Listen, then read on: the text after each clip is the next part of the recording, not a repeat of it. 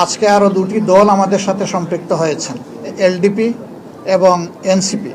এটা দেশ গঠনের জোট, এটা নির্বাচনের জোট, এটা রাজনৈতিক জোট, এটা সকল ধরনের ওই জোট বলেন আর সমঝোতা বলেন যাই বলেন, এটা সবগুলা পারপাস কভার করার জন্য। তার আহ্বায়ক নাহিদ ইসলাম সরাসরি কথা বলেছেন, আমাদের সকলের সাথে আমরা উপস্থিত ছিলাম এবং তিনি তাদের সিদ্ধান্ত আমাদেরকে অবহিত করেছেন। ন্যায় এবং ইনসাফের ভিত্তির উপর সমাজকে দাঁড় করানোর জন্য অঙ্গীকার নিয়ে আপনারা জানেন এতদিন ধরে 8টি দল একসাথে আমরা কাজ করে আসছিলাম। আজকে আরও দুটি দল আমাদের সাথে সম্পৃক্ত হয়েছেন, এলডিপি এবং এনসিপি। এনসিপি একটু আগে আমাদের সাথে তাদের বৈঠকটা সমাপ্ত হয়েছে। তারা এই বৈঠকে আসার সময় এবং সুযোগটা পাননি।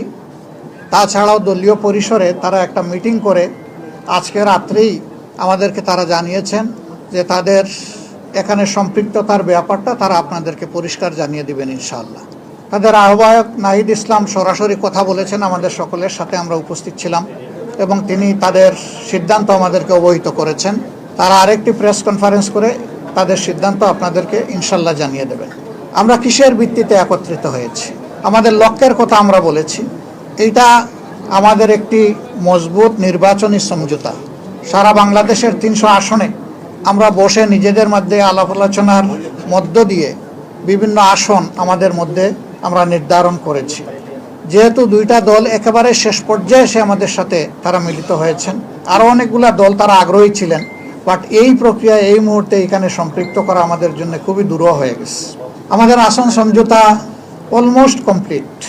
আমরা অঙ্গীকারবদ্ধ এই নির্বাচনকে সুষ্ঠু করতে, গ্রহণযোগ্য করতে আমাদের পক্ষ থেকে আমরা সর্বাত্মক সহযোগিতা করব এবং আমরা চাই নির্বাচনের যে তারিখ ঘোষণা হয়েছে তার কোনো হেরফের না হয়ে এই তারিখেই নির্বাচনটা অনুষ্ঠিত হোক।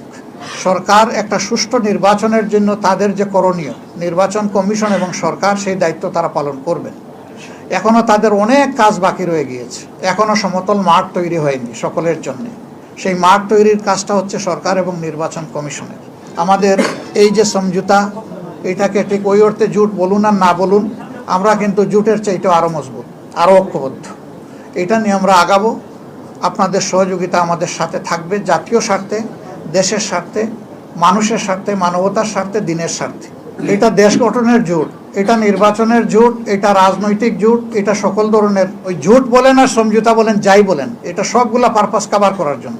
দলীয় কর্মসূচি যার যার অনেকগুলা থাকবে, তারপরে ন্যাশনাল ইস্যুতে যেখানেই প্রয়োজন আমরা একসাথে করবো। এখানে কোনো একক দল কোনো আসন বন্টন করবে না। আমরা যেখানে যার ন্যায্যতা তার ভিত্তিতেই আমরা আলহামদুলিল্লাহ আসনগুলো হাতে তুলে দিব। সবাই সবাইকে তুলে দেবে। এখানে নির্দিষ্ট কোনো দল কাউকে তুলে দিচ্ছে না।